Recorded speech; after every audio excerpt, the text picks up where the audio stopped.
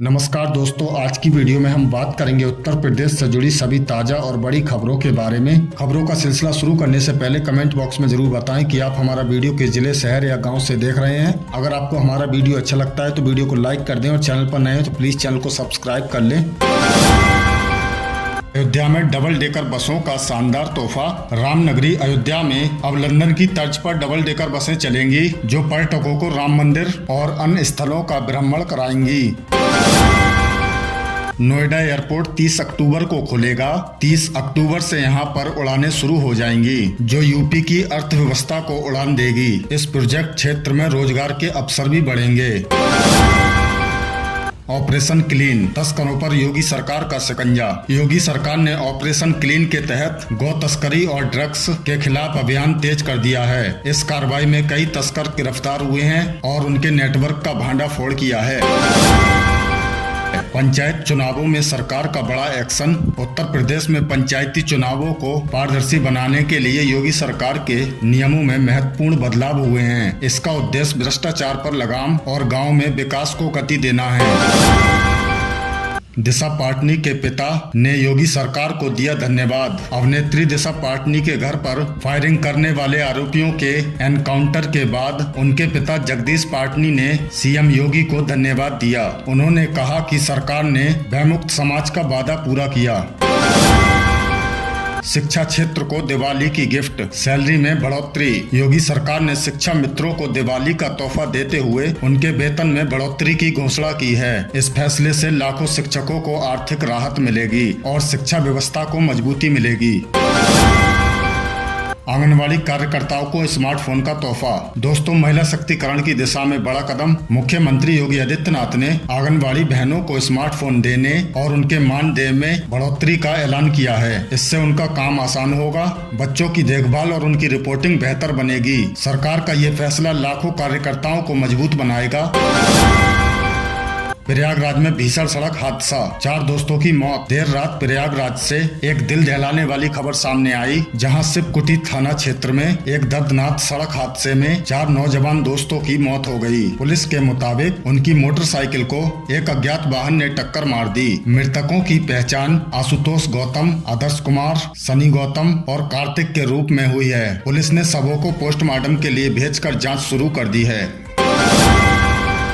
दिशा Patni firing case में बड़ा खुलासा, 2 शूटर मुठभेड़ में ढेर। बॉलीवुड एक्टर दिशा पाटनी के घर पर हुई फायरिंग के मामले में पुलिस को बड़ी सफलता मिली है। पुलिस जांच में गोल्डी बरार और रोहित गोदार गैंग का हाथ सामने आया है। बरेली के पेट्रोल पंप से मिली सीसीटीवी फुटेज के आधार पर शूटरों की पहचान हुई। इस केस से जुड़ी 2 शूटर अरुण और रविंद्र पुलिस मुठभेड़ में मारे गए, जबकि 2 अन्य की तलाश जारी है। अखिलेश यादव का 2027 के चुनाव का दिवाली गिफ्ट, टिकट बंटवारे का प्लान। समाजवादी के मुखिया अखिलेश यादव ने 2027 विधानसभा चुनाव की तैयारी तेज कर दी है। इस बार दिवाली पर कुछ मजबूत उम्मीदवारों को टिकट का गिफ्ट देकर क्षेत्र में काम शुरू करने का इशारा मिल सकता है। टिकट सिर्फ उनको मिलेगा जिनके लिए जिला से लेकर बूथ स्तर तक समर्थन की रिपोर्ट हाईकमान को मिलेगी। पार्टी 2012 का फॉर्मूला दोहराएगी, जहां पहले से ही उम्मीदवार घोषित करने से बहुमत मिला था।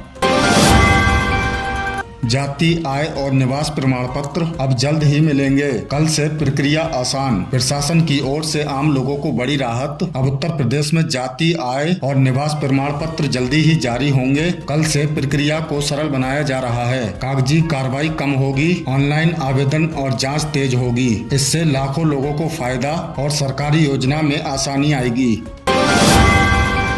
गोरखपुर में 5 लाख वोटर चुनाव आयोग के रेडार पर, सत्यापन में कट सकते हैं नाम। पंचायत चुनाव की तैयारी में बड़ा अपडेट। गोरखपुर में करीब 5 लाख वोटरों के नाम चुनाव आयोग की जांच के दायरे में हैं। सत्यापन में फर्जी या डुप्लीकेट नाम हटाए जा सकते हैं। इससे मतदाता सूची साफ होगी, लेकिन असली वोटरों से सतर्क रहने की अपील। सक्रिय प्रक्रिया जल्द शुरू होगी।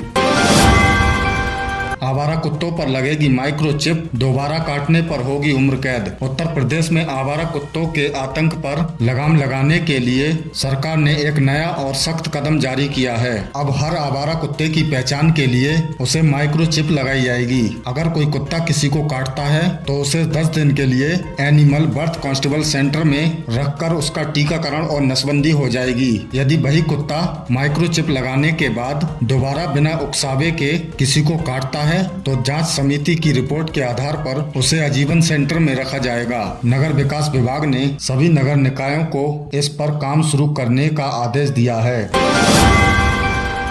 यूपी बोर्ड परीक्षा में बड़ा बदलाव, बढ़ेंगे केंद्र और परीक्षार्थियों की संख्या। शिक्षा जगत से बड़ी खबर। यूपी बोर्ड 2024-25 की हाई स्कूल और इंटरमीडिएट परीक्षाओं के लिए बड़े बदलाव की तैयारी है। बोर्ड परीक्षा केंद्रों की संख्या 200 से 300 तक बढ़ाने की योजना बनाई जा रही है। यही नहीं बल्कि एक केंद्र पर परीक्षार्थियों की संख्या, अधिकतम संख्या भी 2200 तक की जा सकती है, जो पहले 2000 थी। यूपी बोर्ड के सचिव भगवती सिंह ने बताया कि जिन केंद्रों पर व्यवस्था बेहतर होगी वहां क्षमता बढ़ाने का प्रस्ताव शासन को भेजा जाएगा ताकि बड़े स्कूलों के क्षेत्र को सुविधा मिल सके। लखीमपुर खीरी में शारदा नदी का कहर, 10 घर नदी में विलीन। अब एक दिल दहलाने वाली खबर लखीमपुर खीरी से, जहां शारदा नदी का कहर थमने का नाम ही नहीं ले रहा है। निघासन क्षेत्र के गिरंट 12 गांव में नदी के कटान ने विकराल रूप ले लिया है। बृहस्पतिवार को देखते ही देखते 10 और मकान नदी में बह गए। अब तक इस गांव के 91 से ज्यादा घर शारदा नदी में विलीन हो चुके हैं। ग्रामीणों में खौफ का माहौल है। उन्हें डर है कि अगर कटान इसी तरह जारी रहा तो उनका पूरा ही गांव नक्शे से गायब हो जाएगा।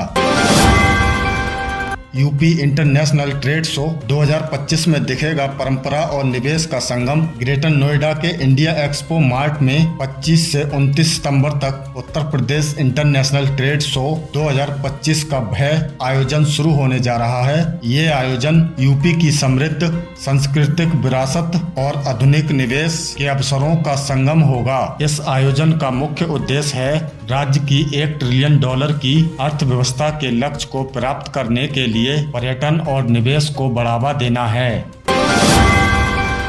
यूपी पुलिस परीक्षा 2025 की तारीख जारी, नंबर में होगी परीक्षा। नौकरी की तैयारी कर रहे युवाओं के लिए बड़ी खबर। उत्तर प्रदेश पुलिस भर्ती एवं प्रोन्नति बोर्ड ने computer operator grade A, sub inspector, गोपनीय असिस्टेंट सब इंस्पेक्टर, लिपिक और लेखा पदों की भर्ती परीक्षा की तारीखें घोषित कर दी हैं। कंप्यूटर ऑपरेटर की परीक्षा 1 नवंबर 2025 को सुबह 10 बजे से दोपहर 12 बजे तक होगी, जबकि एसआई और एएसआई की परीक्षा 2 नवंबर 2025 को सुबह 10 बजे से दोपहर 12:30 बजे तक परीक्षाएं ऑनलाइन मोड में होंगी। तो दोस्तों, ये थी उत्तर प्रदेश से जुड़ी सभी ताजा और महत्वपूर्ण खबरें। इनमें से आपको कौन सी खबर सबसे ज्यादा महत्वपूर्ण लगी कमेंट में जरूर बताएं। वीडियो अच्छी लगी तो वीडियो को लाइक कर दें और चैनल पर नए हैं तो प्लीज चैनल को सब्सक्राइब कर लें। मिलते हैं अगली वीडियो में नई खबरों के साथ, तब तक के लिए धन्यवाद।